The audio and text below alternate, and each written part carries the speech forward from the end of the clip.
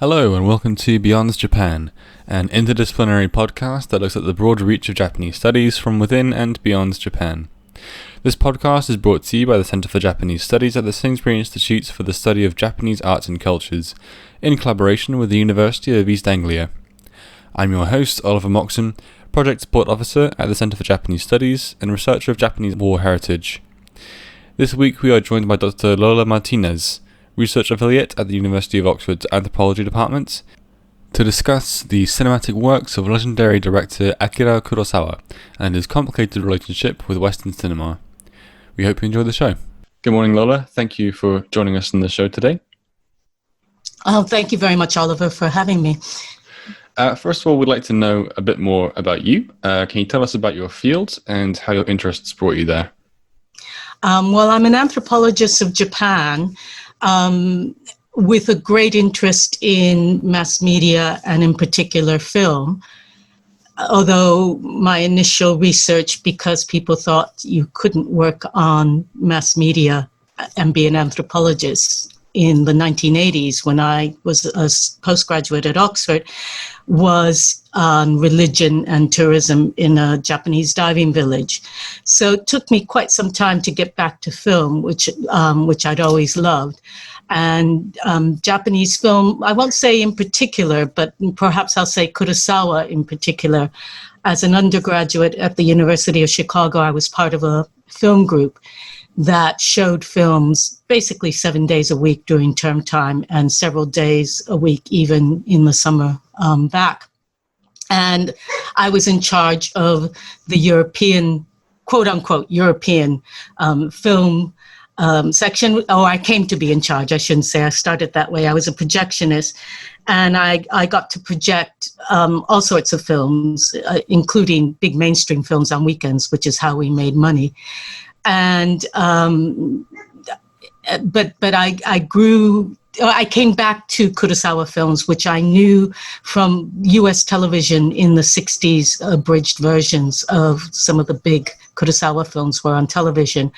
And so along with everything else, other European films that I showed, we showed Kurosawa, and eventually we held a big film festival in which we invited Donald Ritchie and Audie Bach to come and talk about Kurosawa. We showed all of his films up to that point, 1981, including films that had not been shown before. We had this big film festival. I met Donald Ritchie at that point.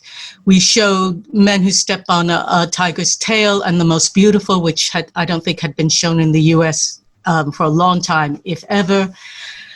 And that kind of cemented my love of Kurosawa film, although I remained interested in, film in general. While I was teaching at SOAS, where I taught for almost a quarter of a century, we set up an anthropology of media master's degree, and I was asked to offer an option. So the first option I offered, which I taught for 7 years, was on Kurosawa and Hollywood remakes of his film. I was interested as an anthropologist in how you might keep the same storyline but change elements of it depending on time and culture, as it were. And after that, I taught a course on science fiction, which is not what we're going to talk about today. But anyway, so I taught the Kurosawa course for about 7 years, and then I wrote the book, Remaking Kurosawa. Before that, I had published on Japanese mass media. I published The Worlds of Japanese Popular Culture, which is the only book of mine that remains not only in print, but that brings me in some money every year. So that's done very well, thanks to all the people who contributed to that edited collection. So that's pretty much where I am now, still looking at Japanese film and film in general, and doing bits of teaching. This term I'm doing some teaching for Oxford on their visual media course. Can I ask, when you were showing Kurosawa films in the 80s, what would the turnout for that be? Well, we're talking about the University of Chicago, so it was very good. But also, many people knew Kurosawa films. As I said, I don't know why American public television, the equivalent of the BBC, but more underfunded than the BBC, used to show mostly the samurai films, the Kurosawa Samurai films. And so even people who weren't kind of academically inclined knew him for, and knew Mifune from other Japanese films as well, other samurai films. So you had that kind of audience, but you also had the people who were interested in Japan. So yes, we had very good audiences for that. Could you give us a brief introduction to Akira Kurosawa? Who was he? What were his most famous films? And what recurring themes do we see in his cinematography? That we could be here for hours. He was born in 1910 in Tokyo. His father was a samurai, and his mother was a merchant's daughter from Osaka. And that's kind of important because his parents were culturally two very different people. Osaka people tend to be, more open, more expressive, more emotional, funnier. Best comedians come from Osaka. And his father came from not a great samurai family, but had a tradition that was much more stoic and quiet. His father actually was a PE teacher, I think. But he was the youngest in a family that had a sister old enough that she was married and had given birth to a baby the same year he was born. Oh, wow. So he grew up in a very interesting time for Japan because it was modernizing. It was a time when people in Japan did not say, or at least educated people in Japan did not say English, French, German is impossible to learn.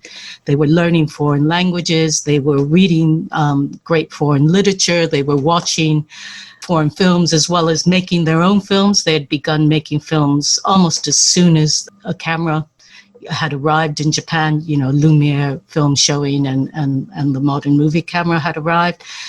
And so he grew up very much at a time when it was exciting to be in Tokyo because there was so much going on culturally. And he wanted to be a painter, which tells you something about his eye and his aesthetics, a Western style painter rather than a traditional Japanese painter. But he left art school without finishing and kind of went to live with his brother, his older brother, who was a benshi. That is a narrator for silent films in Japanese cinemas. And his brother lived sort of in a rougher side of town, of Tokyo, than his parents did. And he got to know what it was like to live in poverty, to see the other side of Japan. He also became very involved with left-wing movements. His brother was very big in that world, particularly in studio unions. And this is important to know about him because he's often talked about as a humanistic filmmaker, but actually, although he never was a full-blown member of the party, you might say, he really was a leftist. A lot of what his themes are about the injustices of society. Even in the historical films, he's thinking about the way in which men and women are caught up in structures of social injustice. I remember seeing an interview with Honda, the film director who grew famous on the back of Godzilla, who had known Kurosawa most of his life. And someone asked him, is it true? This was a Japanese documentary. Is it true that Kurosawa was a communist when he was younger? And Honda laughed and he said, we were all communists when we were younger. But that kind of left-wing leaning theme is very important. He made some very famous films, of course, The Seven Samurai, Yojimbo, Rashomon, The Hidden Fortress are the ones perhaps Westerners know best. Ikeru may be another one. But he had once his brother died and he drifted into the filmmaking side of things, he got an apprenticeship, as it were, the studio, and began working with another director to learn the ropes, as it were. He always was interested in, as I said, these themes, these sort of left-wing themes. But because he had trained as an artist, he was also one of these directors who did everything. So he storyboarded all his films when he came to make his films. He wrote the scripts with other script writers, but he wrote the scripts. You usually don't see an editor credited on his films because he did the editing. He also was very interested in music, so he was once he was in charge of directing all his films, he was no longer an apprentice. He often worked with the same composer over a period of time, and he would commission very specific sorts of music. He knew exactly what he wanted the music to sound like. So he had this painterly vision, but he also had what the French would call an auteur's approach to filmmaking. That is, it was his piece of work, and he did a lot of the work. He wasn't just the person behind the camera saying, cut, roll it. He was very much involved with all aspects of the films he made, which I think is what makes him such a great filmmaker, and why people still refer to his work now, visually and in other ways. Was this overarching style of directing unusual in Japan at this time? I think to some extent it was unusual. I'm not saying that, especially some of the younger directors coming up behind Kurosawa were also, especially when they first made those late 50s, early 60s films that were very much about the state of Japanese society. I think those younger film directors were also like Kurosawa. But, for example, Ozu, who is a brilliant filmmaker, I don't think he was nearly as involved. He had his vision. He knew how he wanted the camera placed. He knew who he could rely on to do that. But I think Kurosawa was known as the Little Emperor because he was just so in it and expected so much of people, worked with the same people often for years and years. And he was considered to be a little bit tyrannical in trying to get his vision across. So he was known as the Emperor.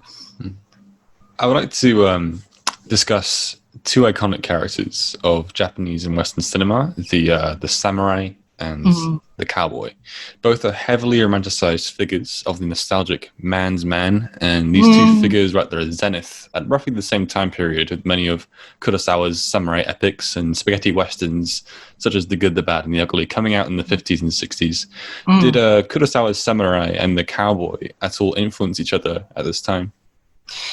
Well, I mean, there are kind of two answers to that question. One is Kurosawa was influenced by John Ford's Westerns. He was influenced by the way in which Ford set up the camera and used the landscape. And I think that's very important. But in a way, just as we might say Sergio Leone's spaghetti westerns were anti-heroic films, if you see, the protagonist is not necessarily always a good guy. This is a theme that wasn't just Italian. He drew it from Kurosawa's take on these kind of heroic tales. So although, for example, in The Seven Samurai, they're very heroic samurai, the samurai are also the source of the bandits who are terrorizing the peasants. So there's a kind of dynamic in which being a man of war can allow you to be heroic, but it also can allow you to be callous, uncaring, and if you're left without a master, to becoming a bandit and preying on ordinary people. So for Kurosawa, the cowboy was not the iconic good guy, or the samurai was not the iconic good guy either.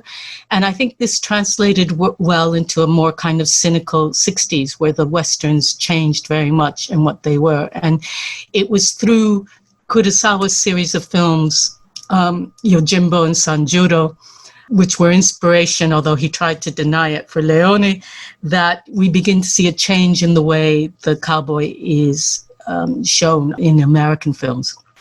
An important thing to remember at this point, and it comes out of a conversation I had with a Japanese television producer when we were on a panel for television many years ago now.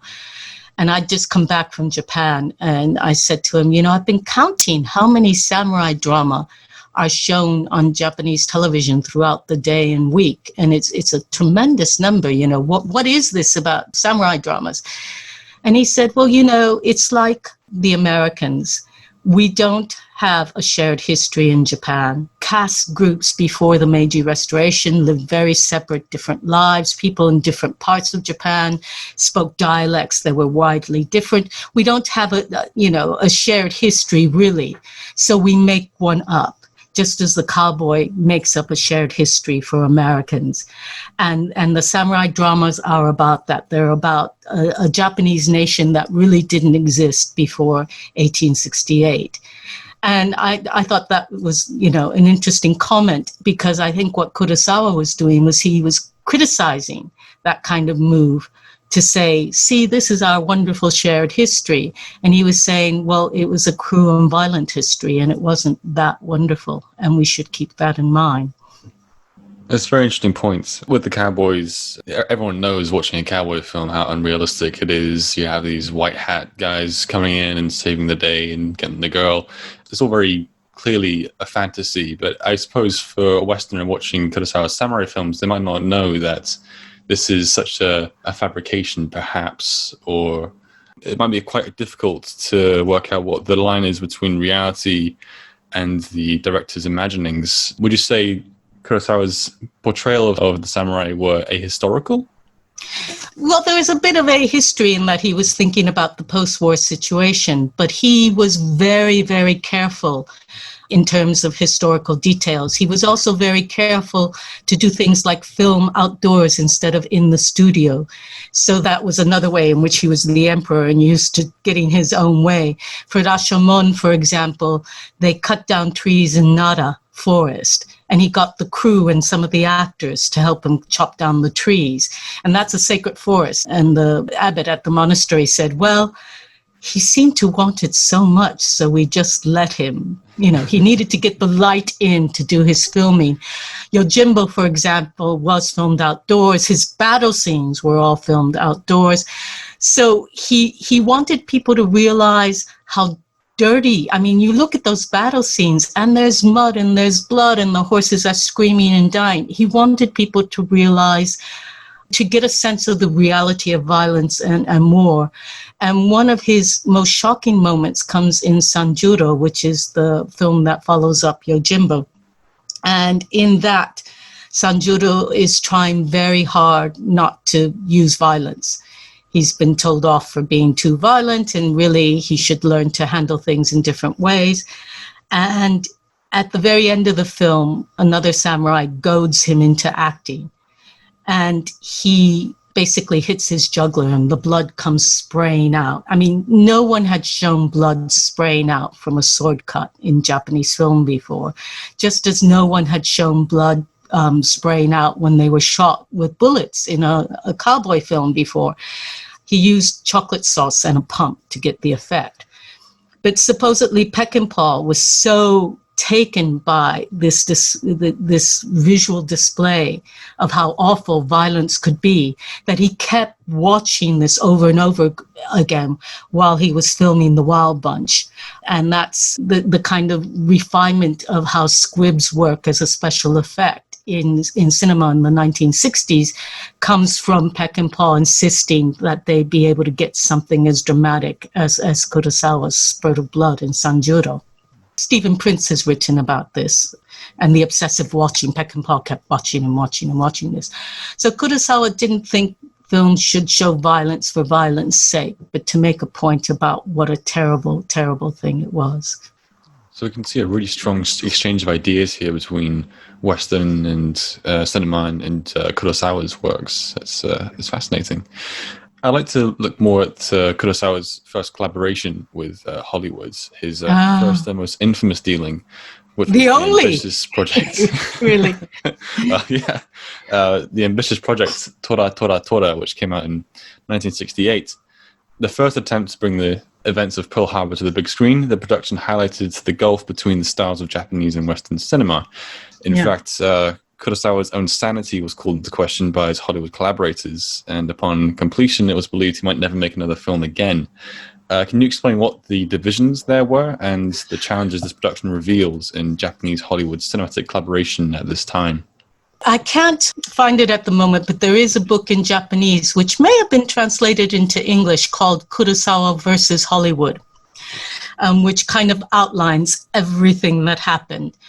And you need a bit of background before we get to the disaster of Tora Tora Tora, which is that Kurosawa was not immune, even though he'd made the studios a lot of money, had set up his own production company.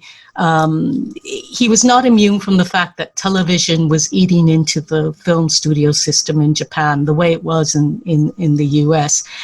And so many film directors of his generation were just kind of retired, forgotten. Honda, his friend, was unusual because he made Godzilla and then he got a second life. But Kurosawa was finding it more difficult to get studio backing for the sorts of films he wanted to make. He made expensive films. He used real horses, real people. Pump may have been his one special effect, but all those battle scenes that were choreographed were real. He worked with 3 cameras instead of 1. He liked to work outdoors. He was not a cheap filmmaker.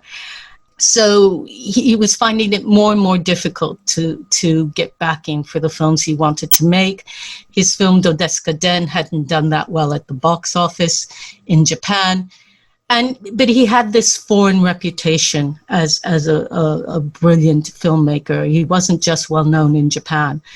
And so you have to factor that in. It was the studio system becoming much smaller and less willing to throw money at directors. It wasn't just, as some people have argued, that they thought he wasn't Japanese enough anymore. It was more a case of, well, if you want to get backing for these expensive films, you've got an international reputation, get money from the West then, which he did. He went on to do that in the 80s. But in the 70s, he was, at the end of the 60s, he was at a low ebb because of this. And he wasn't the only Japanese filmmaker in this situation, but he had a larger reputation outside of Japan. And so he gets invited to make Tora Tora Tora, or make a section of Tora Tora Tora. And basically, he had a breakdown. And there are all sorts of reasons for it, but the easiest one to pinpoint is he was used to working on his own terms. He was used to filming for as long as he wanted to film in a day without the union telling him they had to stop, although he did have a union rep for the most beautiful, nagging him about how hard he worked everyone. He actually married that union rep. But anyway, but he'd got to such a point in Japan that he worked with the same crew, the same cinematographer, the same sound person. He was in charge, as I said, of the music, and the actors would do take after take for him if he wanted. And he was working in Hollywood with much stricter rules where they weren't going to let him choose the music, where it was like putting him in a little box. And that, I think, along with the fact that he was finding it hard to make films at home, and with the kind of long-standing echo of his brother's suicide in the 1920s, which I don't think he ever properly dealt with, he just broke down. He was being told off every day, I think, by the studio for running over, or the actors weren't happy, or he had to work with a translator. His English wasn't good enough. It just was not the best situation for him to be making a film in Hollywood. It just wasn't. So this was more of an issue of challenges between Kurosawa and Hollywood than a Japanese approach of directing to Hollywood's directing. Well, I mean, I think Hollywood, for example, allowed Hitchcock to do, Hitchcock basically edited with his wife, quite often helped edit his films, but he was in charge. Hitchcock also storyboarded his films. Hitchcock also had a lot to say about music and things, but Hitchcock, would fall asleep in the director's chair once everything got set up and went off. So he was a control freak, but also he liked to go home at the end of the day and have a nice meal, whereas Kurosawa would happily work, into late at night if he needed to. So it was kind of levels of control freakness, if you see what I mean. His were much higher than someone like Alfred Hitchcock's. And it just didn't work for Hollywood. It just, and it meant for expensive filmmaking as well. And we're talking about, at the beginning, at the end of the 60s, beginning of the 70s, Hollywood was not interested in going over budget. I mean, we see that happen, later on. But it was just, television was eating away at their profits as well. It had lost money with some big blockbusters. Different studios had lost money with different attempts to make huge films like Cleopatra early in the 60s. So everything was tightening up. And they couldn't have someone who was costing them money every day. And he was unhappy. He was terribly unhappy in that situation. Following the disaster that was Tora Tora Tora, Kurosawa got a second chance with Western cinema through George Lucas in particular, director of Star Wars, if that needs to be mentioned, who drew much influence from Kurosawa's Hidden Fortress and personally saw his return to Hollywood in 1978 to direct Kagemusha. Star Wars itself drew much of its aesthetics from samurai culture, with lightsaber swordsmanship inspired by Kendo, kimono-styled Jedi robes, and Darth Vader's distinct samurai-style helmet and armor. Was this the first example of Kurosawa indirectly influencing a major Hollywood production, or is it simply the most famous example of that? I think it's the most famous example. Don't forget, we have all the spaghetti westerns, which were kind of channeling Kurosawa anyway, which then influenced the revival of the western with the cowboy no longer being so squeaky clean.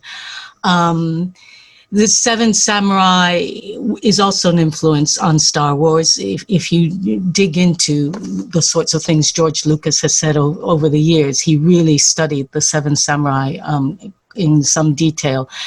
But yes, the Hidden Fortress is very much there. One of the things you have to remember, though, about Star Wars, and you're too young to know this, but I was there when Star Wars came out. It was a low-budget summer film. And it wasn't expected to be a big hit or to make lots of money. And in fact, Lucas only got to make it because American Graffiti had made so much money that the studio said to him, okay, you want to make this, this space thing, this science fiction thing, go ahead. You've done well with American Graffiti. You can use the money, the profit from that.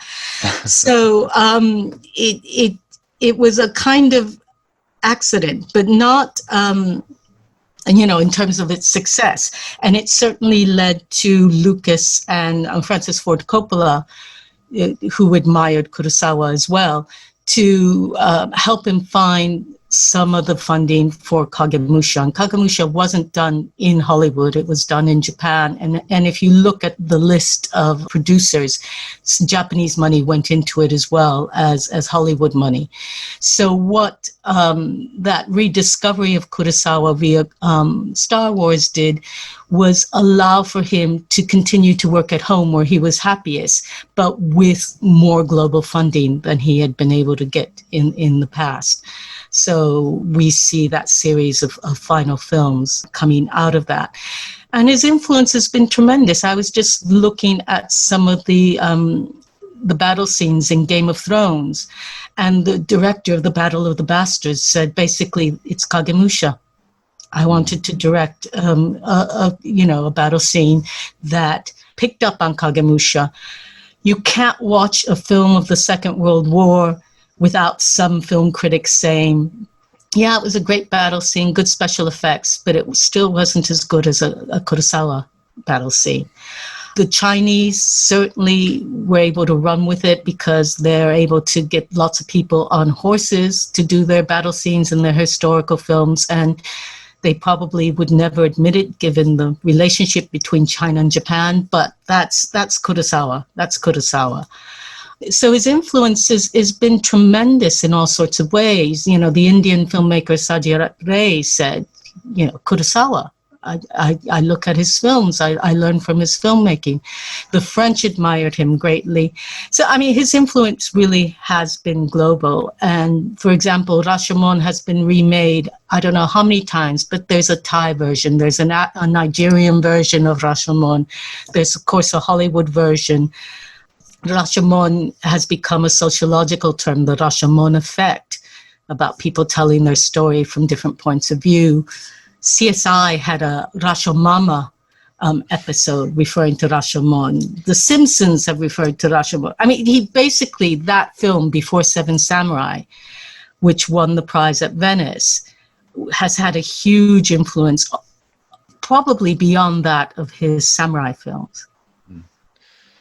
One story which caught my attention, though, was how in the production of Ran, his reinterpretation of Shakespeare's King Lear, that enormous production effort failed to win any Oscar nominations except for the costume designer, I believe, because the Academy couldn't decide whether it was a French film or a Japanese film because of the complications with funding. So was this a real barrier in getting international awards?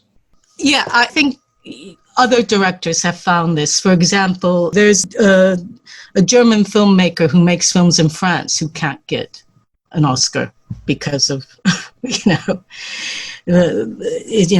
can't submit it as a German film, he can't submit it as a French film. So I think it's not just Kurosawa's problem. Other people have had that problem. I'm not sure. I mean, I think he appreciated awards, and this is just me speculating. He liked being, winning awards, yes, but I think making films was more important for him than winning an award. But that's speculation. He liked being in control of the money. He had his own production company, and he kept tight control over the rights. So, he was very careful about who got to make his films, and so he did pay attention to what was going on globally. But I think what mattered to him was that he'd be able to keep making films. It just seems bizarre to me that a film about warring samurai with epic battle scenes directed by Kurosawa could be possibly not Japanese, but yeah.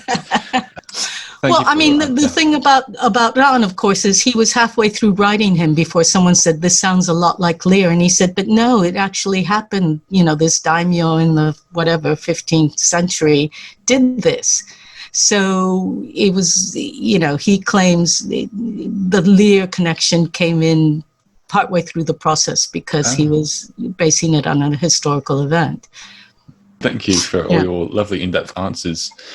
Last question I'd like to ask is, where can we see Kurosawa's legacy in modern Japanese or indeed Western cinema?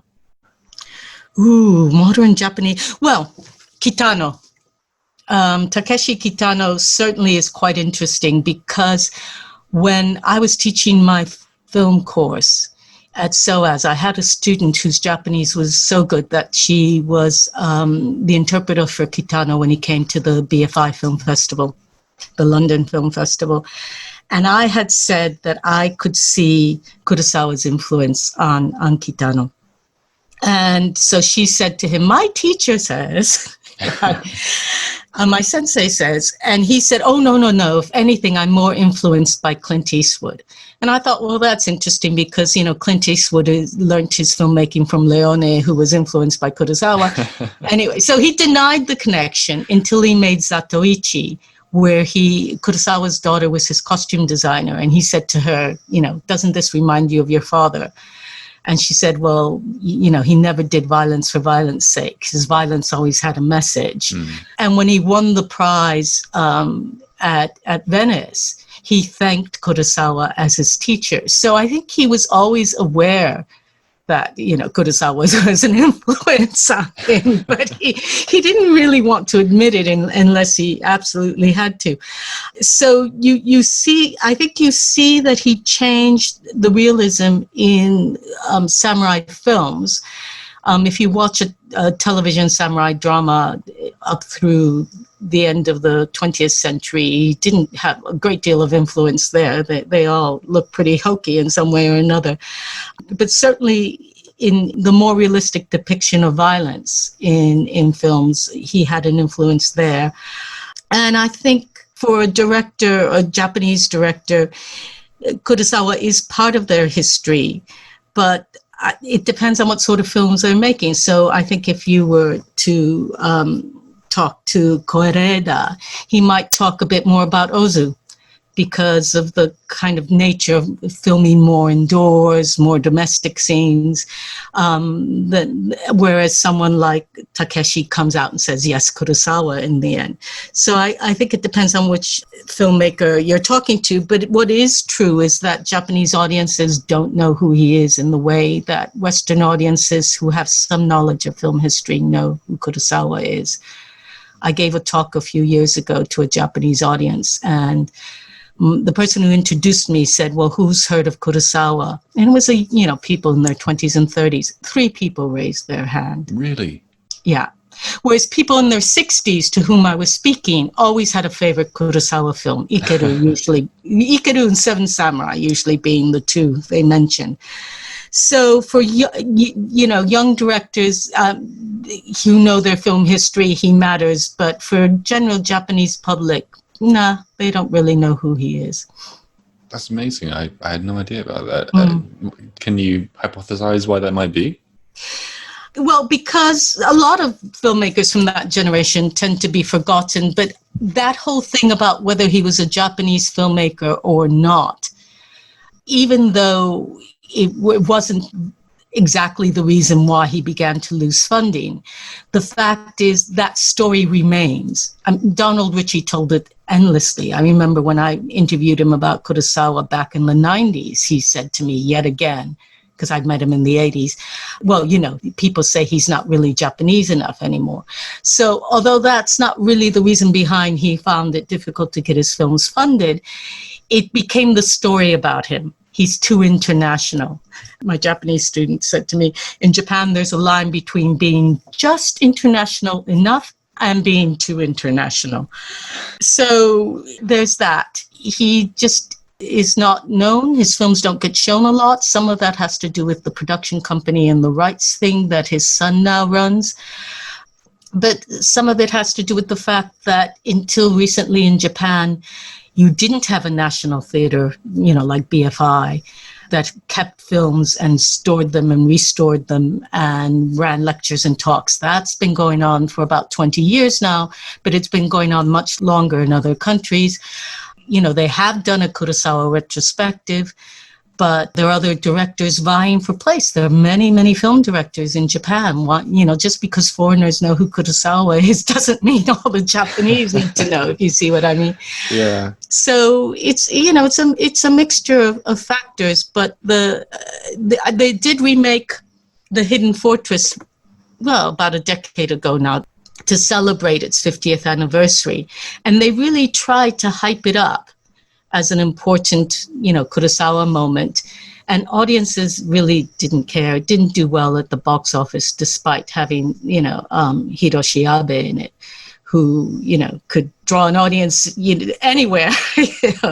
David Desser just went, I would see it just for Hiroshi Abe when I told him about the remake.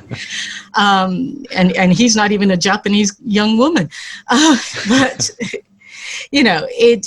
it's just not part of their history. Film history is a kind of new academic study in Japan. You're just getting people who go to film school instead of learning as as apprenticeship in the studio.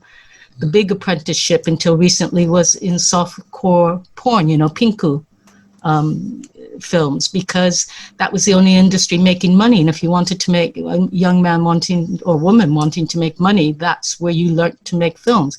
Now you can go to film school. But all those horror films of the 1990s were made by people who had learned their craft making softcore porn. Yeah, I can see the connection between horror and pornography in some ways. Yeah. That's very interesting, given how many government initiatives there are to really nationalize so many aspects of Japanese culture and history. To think that film will be neglected, it has been so long neglected.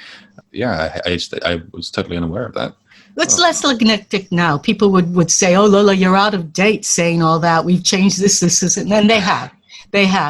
But I think Kurosawa suffered from that kind of lack of earlier interest in the film industry. Yeah. Well, thank you for all your insightful answers. It's been a really illuminating episode. Thank you very much, Lola. Okay, thank you, Oliver. Take care. You can find Lola's research profile in the description below. You can find out more about her research in our 2018 recording of her seminar, Mad, Bad and Dangerous, Revisiting Kurosawa's Woman. Join us next week when we will be in discussion with Dr. Michael Tsang of Newcastle University on Haruki Murakami and the Hong Kong protests. Thank you for listening.